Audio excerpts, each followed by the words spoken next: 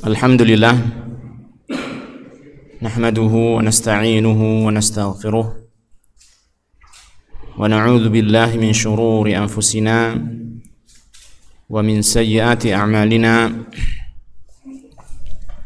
May yahdihillahu fala mudilla lahu wa may yudlil fala hadiya lahu.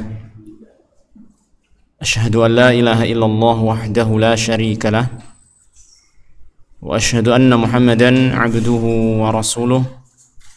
Allahumma salli wa sallim wa barik ala abdika wa rasulika Muhammad wa ala alihi wa sahbihi wa man tabi'ahum bi ihsan ila yaumiddin, amma ba'du.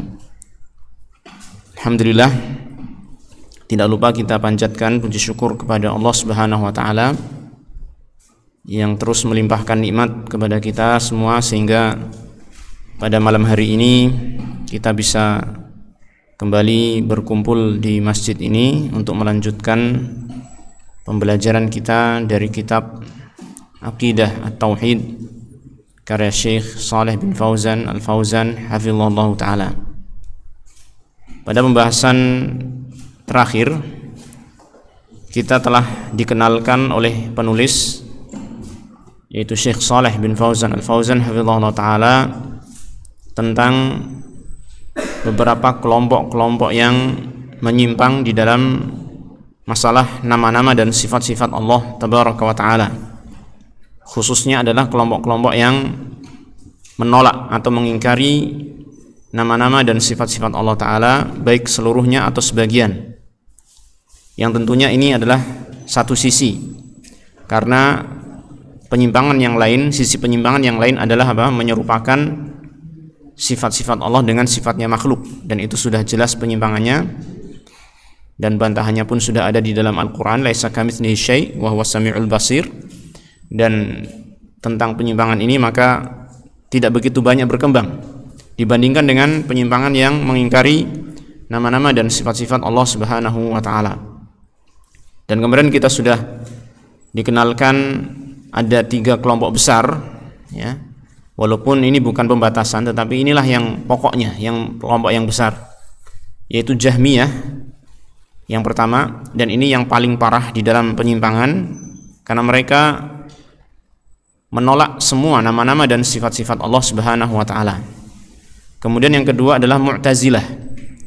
Mu'tazilah yang mana mereka itu sudah mau menetapkan nama-nama Allah Subhanahu wa taala, tetapi sayang mereka tidak mau menetapkan sifat-sifat Allah Subhanahu wa taala, sehingga mereka hanya memahami atau mereka memiliki keyakinan bahwasanya nama-nama Allah taala itu hanya semata-mata lafaz, tidak mengandung makna, ya.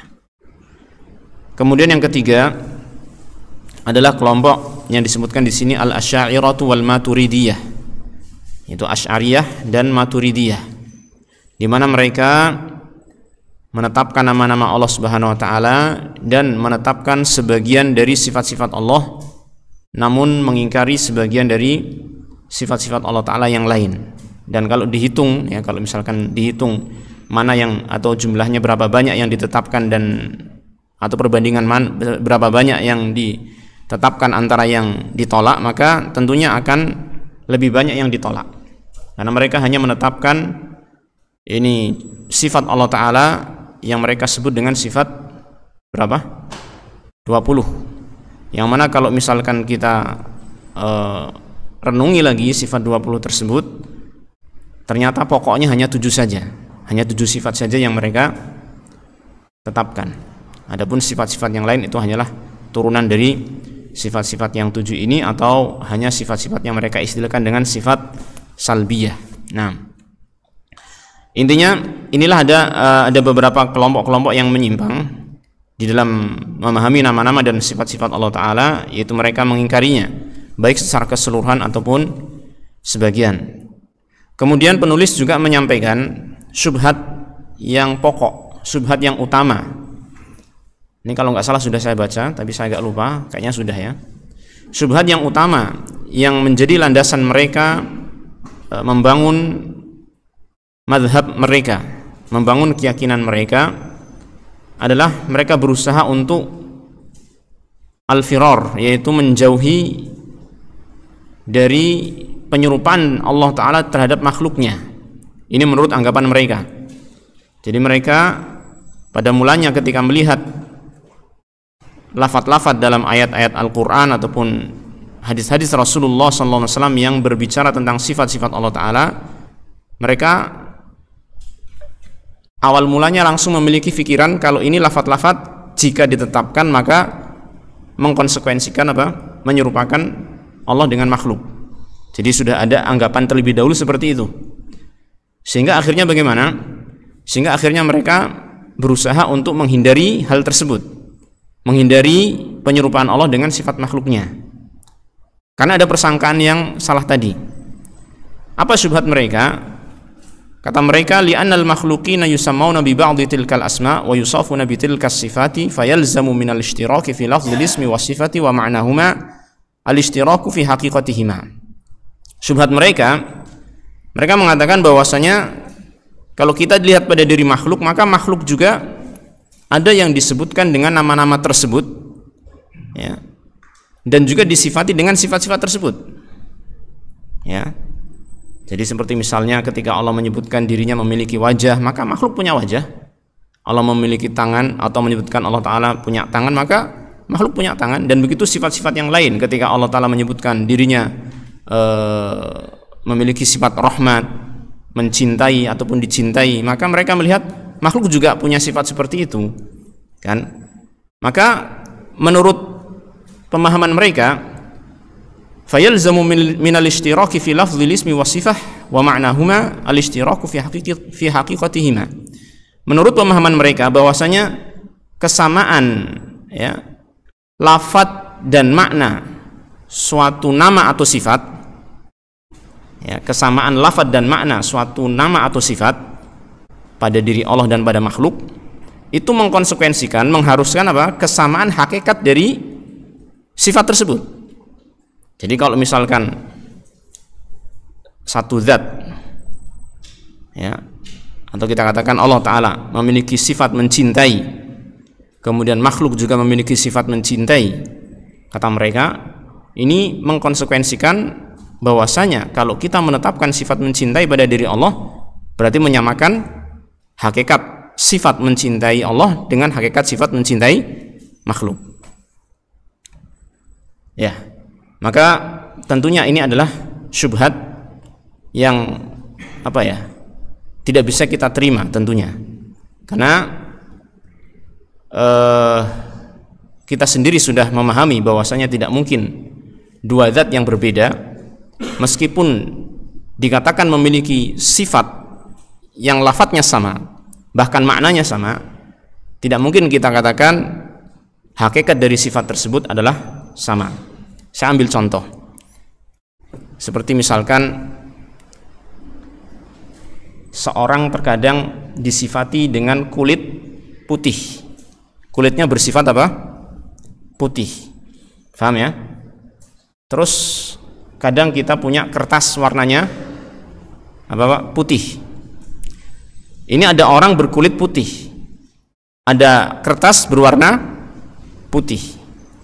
Saya tanya, putihnya kertas itu apakah sama dengan putihnya kulit seseorang yang kita katakan orang itu berkulit putih? Sama tidak? Tidak. Jadi hakikat sifat putih yang ada pada kertas dengan hakikat sifat putih yang ada pada kulit manusia tidaklah sama, berbeda kan? Ya. Sehingga yang benar adalah bahwasanya penamaan sifat pada dua zat yang berbeda tidak mengharuskan kesamaan hakikat sifat itu pada dua zat tersebut. Ya. Contoh yang lain kemarin kita juga sudah sampaikan, ya kan? Manusia punya wajah, ya kan? Monyet juga punya wajah, gitu kan? Apakah sama-sama punya wajah kemudian kita katakan manusia seperti monyet punya atau kasarannya fulan seperti monyet? Mau nggak orang itu dikatakan seperti itu? Kan nggak, karena hakikat wajahnya manusia itu berbeda pasti dengan hakikat wajahnya monyet. Ini perbandingan antara satu zat dengan zat lain yang keduanya adalah makhluk. Ada perbedaan hakikat. Apalagi seandainya kita berbicara tentang zat Allah yang maha sempurna dengan zat makhluk yang penuh dengan kekurangan. Maka sifat yang melekat pada Allah Ta'ala tidak akan mungkin sama dengan sifat yang melekat pada diri makhluk, walaupun lafadz sifat itu adalah sama dan maknanya juga sama. Bisa difahami nggak? Bisa ya, insya Allah ya. Jadi ketika kita menetapkan Allah Ta'ala memiliki sifat zat yang tinggi, zatnya itu tinggi, maka tidak akan mungkin sama dengan tingginya makhluk. Ketika kita mengatakan Allah Ta'ala di atas arsy, tidak akan mungkin sama dengan seseorang di atas kursi. Karena sifat tingginya Allah Ta'ala itu melekat pada zatnya Allah Tabaraka wa Ta'ala, sifat ini ya, yang zatnya Allah maha sempurna, maka sifatnya hakikatnya pasti akan sempurna. Sedangkan sifat tingginya makhluk melekat pada diri makhluk yang tentunya hakikatnya juga sesuai dengan ketidaksempurnaan makhluk. Gampangnya kita katakan Allah Tabaraka wa Ta'ala mengatakan dalam ayat Asy-Syura ayat 11, laisa kamitslihi syai' wa huwas samiul basir. Di sini Allah mengatakan Dia adalah maha mendengar, maha melihat.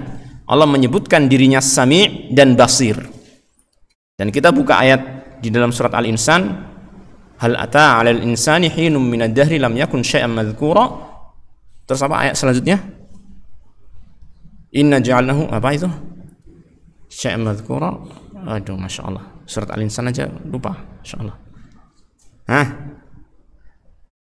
Surat Al-Insan, fajal syai'an madhkura. Yang hafal Al-Insan. Nih, kita buka aja. Inna khalaqnal insana min nutfatin amsyajin nabtalihi faja'alnahu sami'an basira. Akhir ayat ini Allah mengatakan apa? Faja'alnahu sami'an basira. Manusia ternyata sami', manusia ternyata apa? Basir. Ya kan? Dan Allah mengatakan tadi apa? Huwa sami' wa huwa sami'ul basir. Allah sami', basir, manusia juga sami', basir. Sekarang saya tanya, apakah sami'nya Allah sama dengan sami'nya manusia? Basirnya Allah sama dengan basirnya manusia?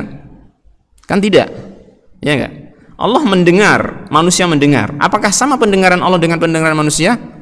Kan tidak. Kan gitu ya. Nah, ini sebenarnya sudah kita pahami, ya. Sifat itu sesuai dengan apa? Zatnya. Hakikat suatu sifat tentu sesuai dengan apa? Zatnya yang memiliki. Ya.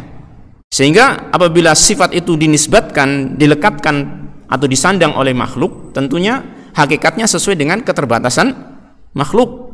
Dan seandainya sifat tersebut disandang oleh zat yang maha sempurna, yaitu Allah Ta'ala, tentu hakikatnya tidak sama dengan yang tadi. Tentu ada hakikatnya adalah apa? Sifat yang maha sempurna. Nah, jadi ini syubhat yang sangat-sangat lemah sebenarnya ya, kalau kita mau merenunginya. Tetapi ini menjadi landasan mereka. Walaupun kalau kita telusuri lebih lanjut lagi, sebenarnya syubhat yang lebih dalam bukan ini. Ada lagi syubhat yang lebih dalam lagi, ya, yang mungkin tidak bisa disampaikan secara umum karena ini syubhat yang rumit gitu ya. Yang kata para ulama disebut dengan apa? Syubhat dalilul a'rad dan seterusnya. Ini nggak mungkin kita sampaikan.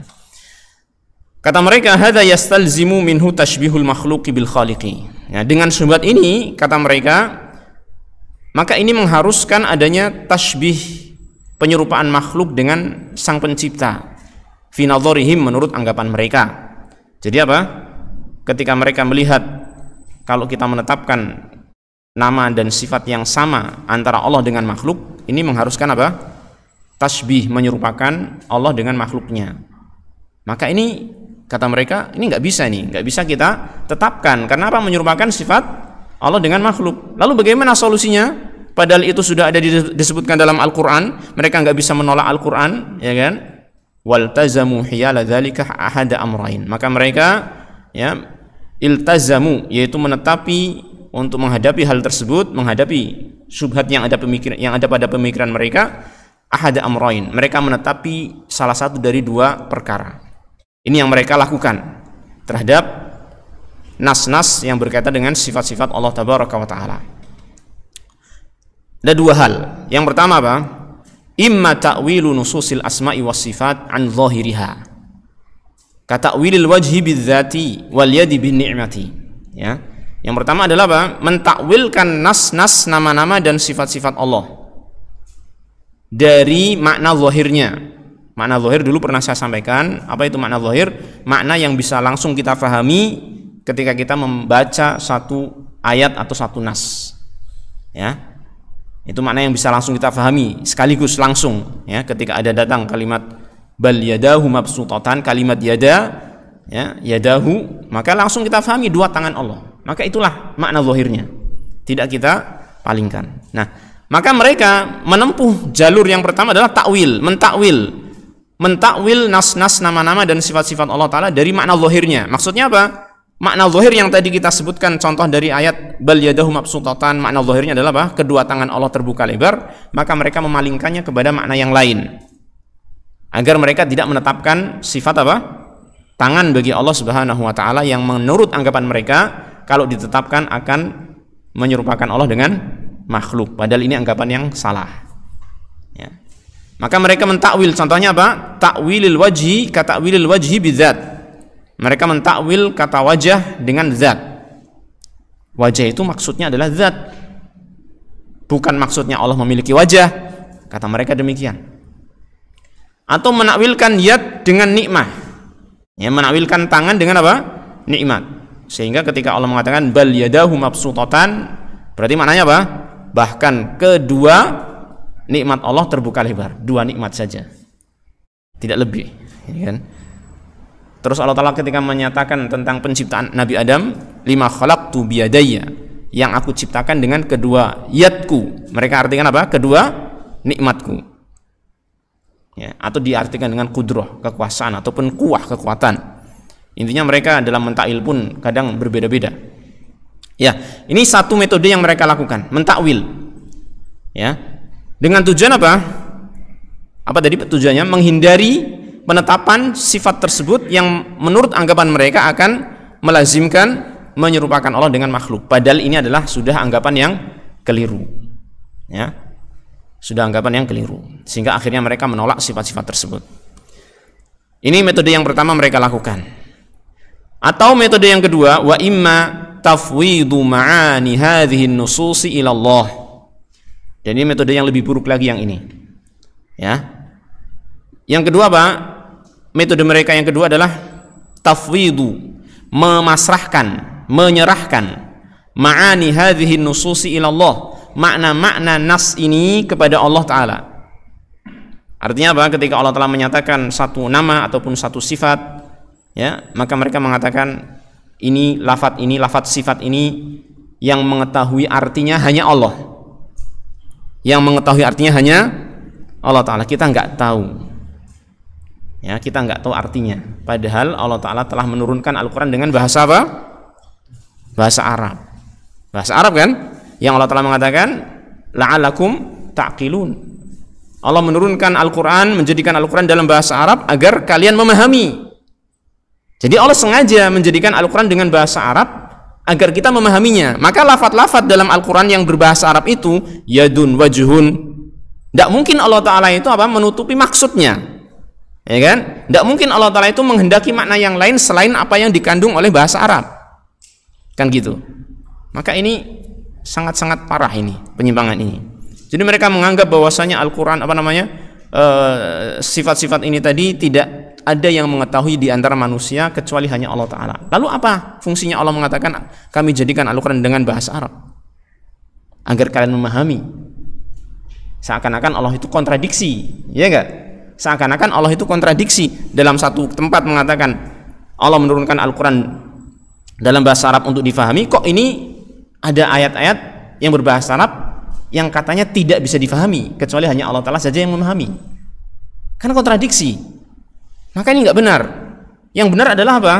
Yang benar adalah ayat-ayat tersebut kita fahami maknanya sesuai dengan konteks bahasa Arab. Hanya saja ketika kita memahami sifat Allah Ta'ala, hakikat dari sifat tersebut kita yang nggak tahu.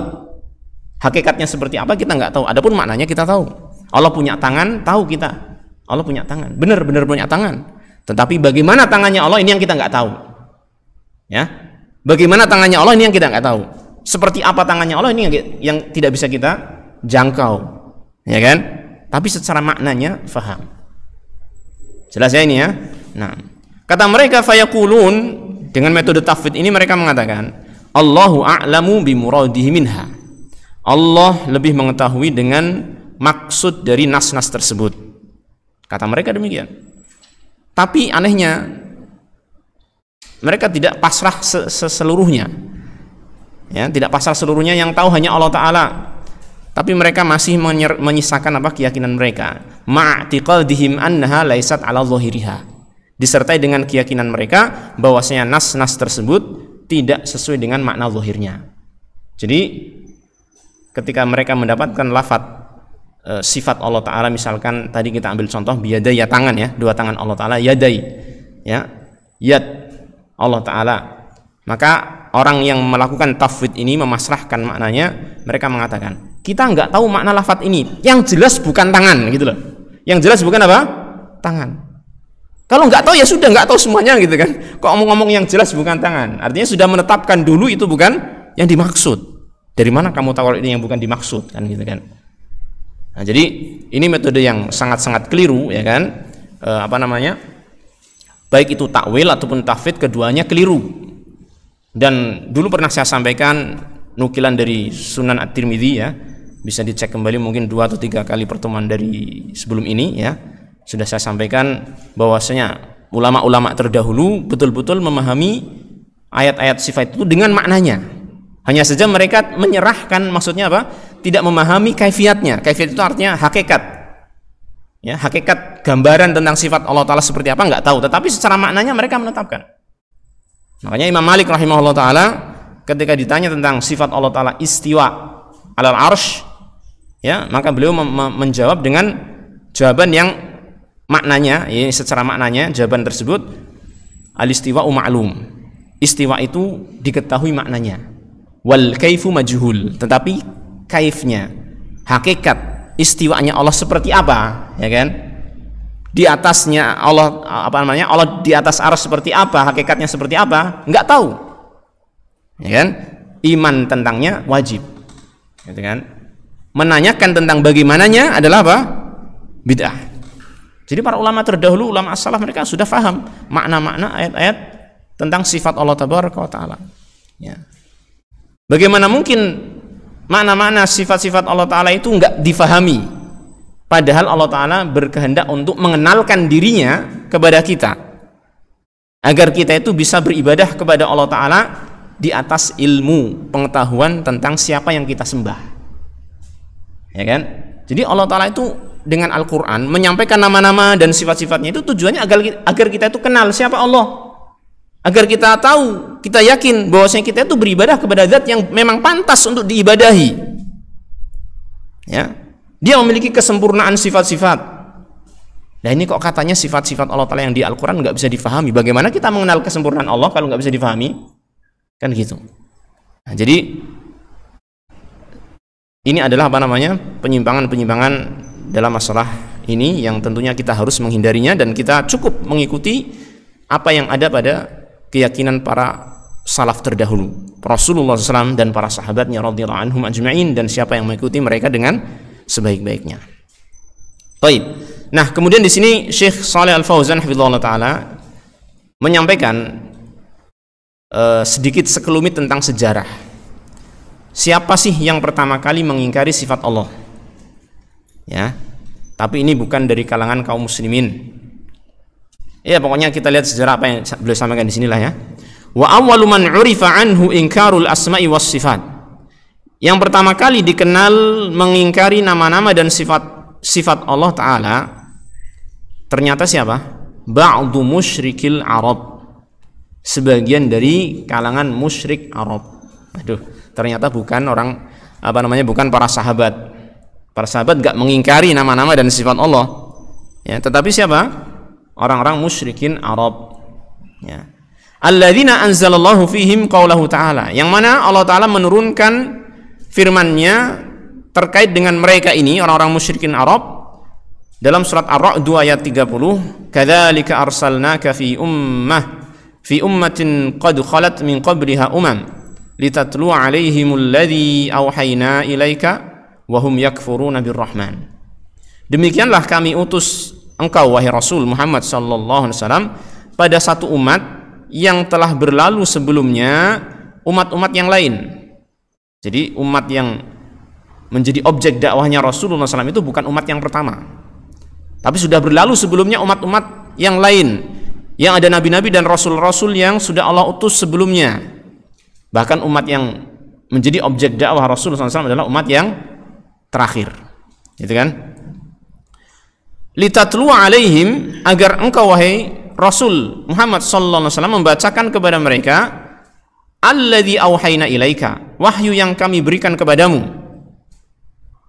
Dan itu tugas Rasulullah SAW, menyampaikan wahyu dari Allah kepada umat manusia. Karena manusia itu tidak mungkin bisa menerima langsung wahyu dari Allah Subhanahu wa taala. Sehingga Allah Taala memilih di antara manusia itu menjadi utusannya untuk menerima wahyu yang kemudian menyampaikan kepada umat manusia. Dan ternyata Allah Taala menyebutkan tentang keadaan mereka, orang-orang yang menjadi objek dakwah Rasulullah SAW ketika itu, yaitu orang-orang musyrik Arab. Allah mengatakan tentang mereka keadaannya adalah wahum yakfuruna birrahman, dan mereka mengingkari Ar-Rahman. Mereka mengingkari Ar-Rahman.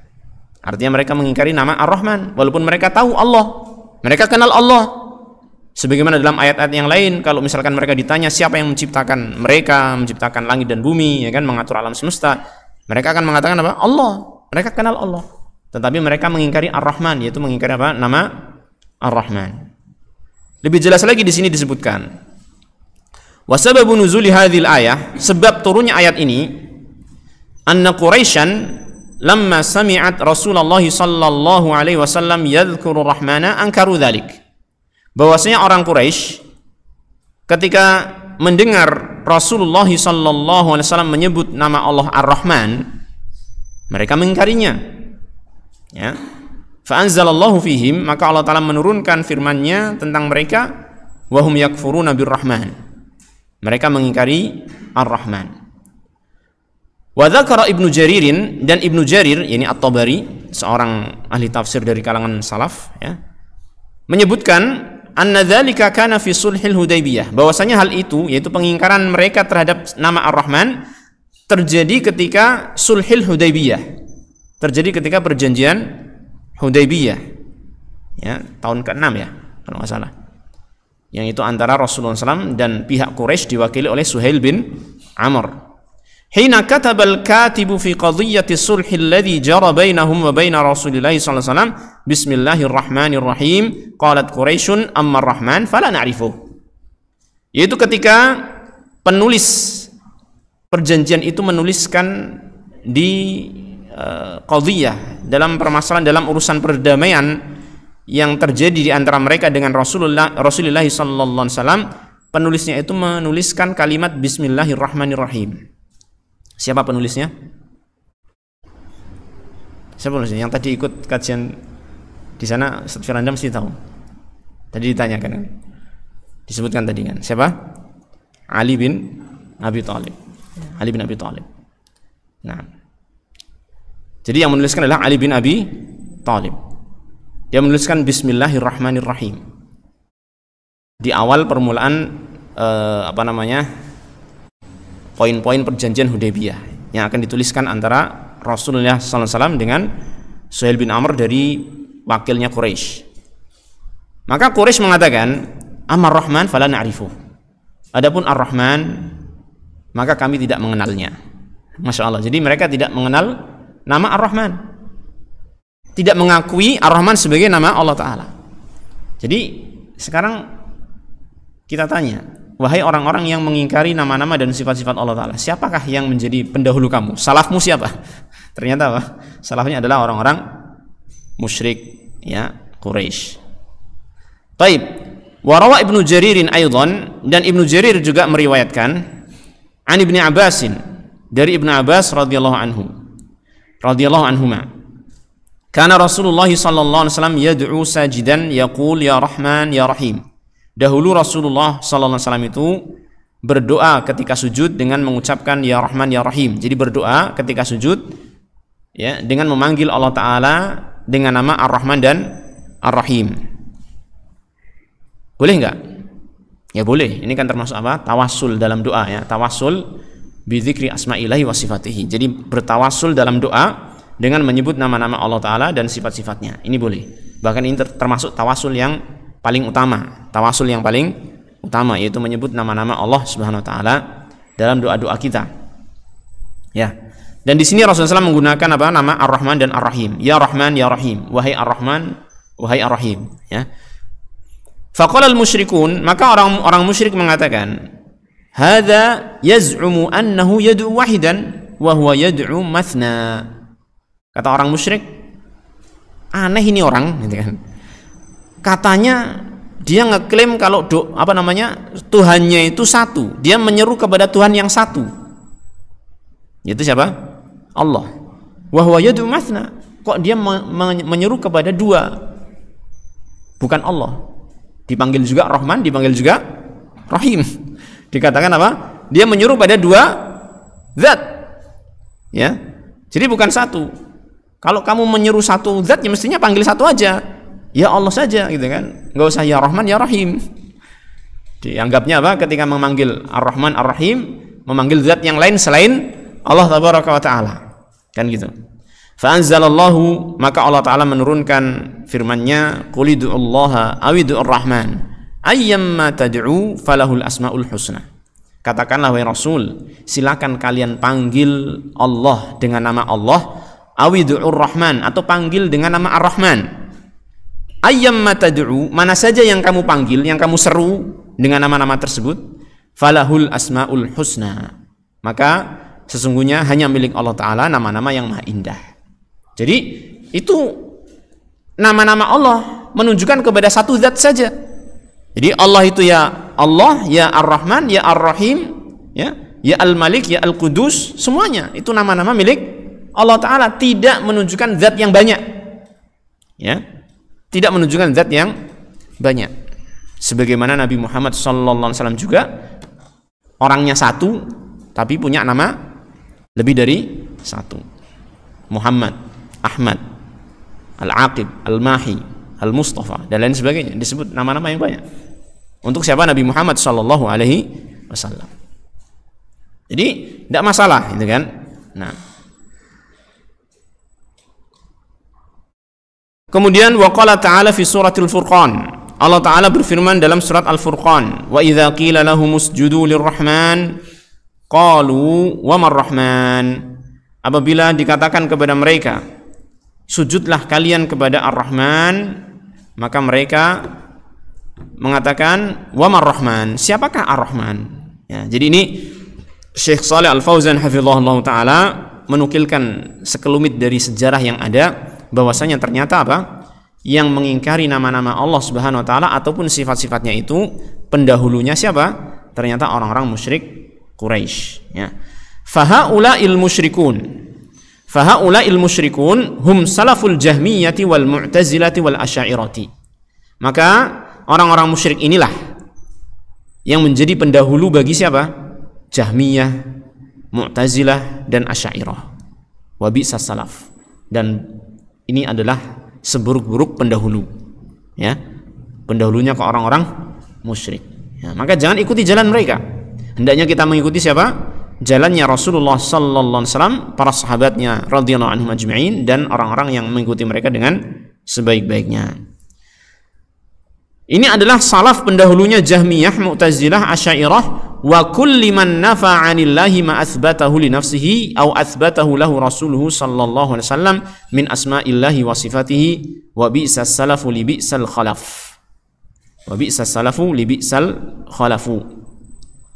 Kata beliau, ini orang-orang musyrik inilah yang menjadi pendahulu bagi orang-orang Jahmiyah, orang-orang Mu'tazilah, orang-orang Asy'ariyah, dan setiap orang yang meniadakan dari Allah Subhanahu wa taala atau menolak dari Allah Subhanahu wa taala apa saja yang Allah tetapkan untuk dirinya atau yang ditetapkan oleh Rasulullah SAW untuk Allah Tabaraka wa taala di antara nama-nama dan sifat-sifatnya. Jadi siapa saja yang menolak di antara nama-nama dan sifat-sifat Allah taala, baik itu yang disebutkan atau ditetapkan dalam Al-Quran ataupun hadis-hadis Rasulullah SAW, maka pendahulu mereka tidak lain adalah orang-orang musyrik Quraisy. Wa bi'sas salafu li bi'sal khalaf. Alangkah buruknya pendahulu ini bagi penerus yang terburuk.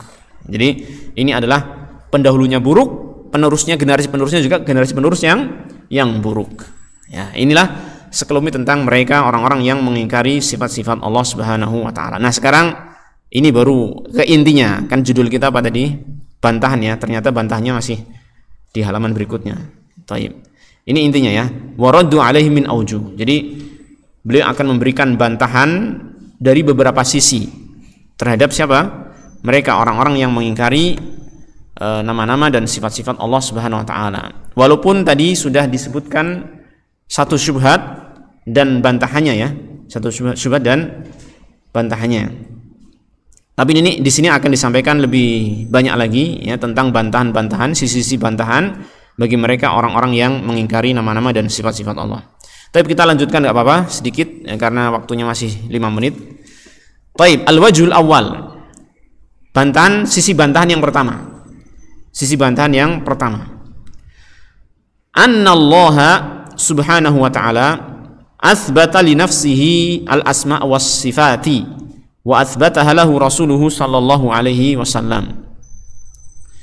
Bahwasanya Allah sendirilah yang menetapkan untuk dirinya nama-nama dan sifat-sifat itu, dan juga Rasulullah SAW menetapkannya untuk Allah Ta'ala ya. Jadi kalau kita berbicara tentang nama-nama dan sifat-sifat ini, siapa sih sebenarnya yang menetapkan? Siapa? Ternyata dia adalah Allah dan Rasulnya Sallallahu Alaihi Wasallam. Maka kalau ada orang yang meniadakan sifat-sifat yang Allah tetapkan atau ditetapkan oleh Rasulullah SAW, hakikatnya apa ini sikap ini? Menentang kan? Hakikatnya adalah menentang, menyelisihi Allah dan Rasulnya Sallallahu Alaihi Wasallam.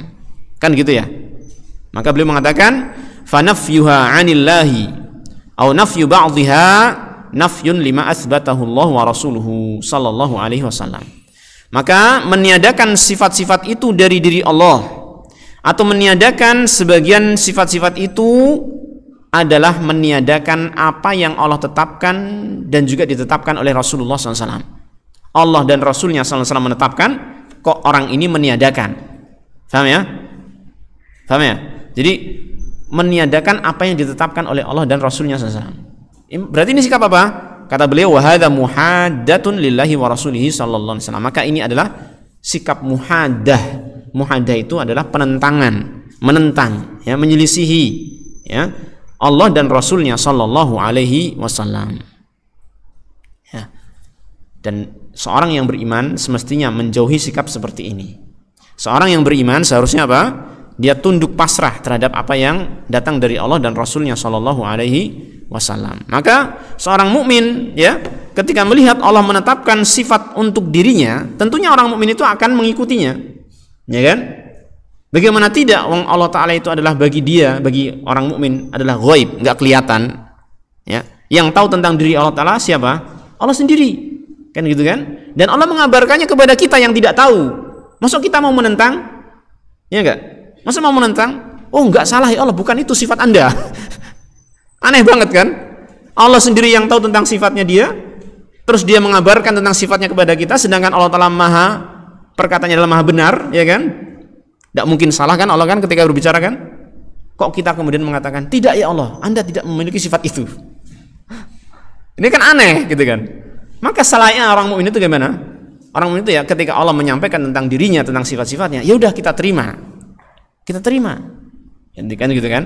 Ini seharusnya sikap seorang mukmin. Nah, ini sisi yang pertama mudah ya, insya Allah ya.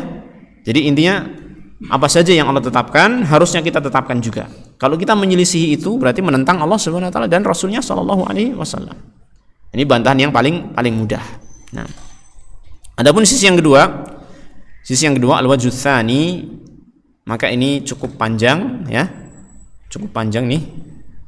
Panjang banget. Mungkin satu pengajian ini.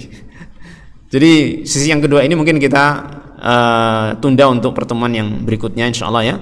Karena ini sangat panjang sekali, 1 halaman, 2 halaman tuh. 2 halaman baru selesai bantahan untuk sisi yang kedua ini. Maka barangkali kita cukupkan sampai sini ya.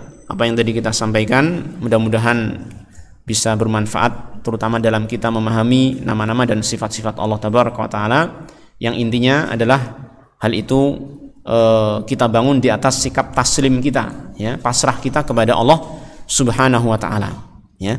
Dan itu adalah hakikat sikapnya orang yang beriman.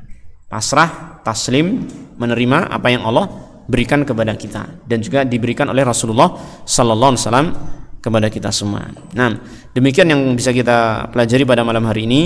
Insyaallah kita lanjut pada kesempatan yang lain dengan izin Allah Tabaraka wa Ta'ala. Kita akhiri wa sallallahu wasallam ala nabiyyina Muhammadin wa ala alihi wa sahbihi ajma'in. Wa akhiru da'wana alhamdulillahi rabbil alamin.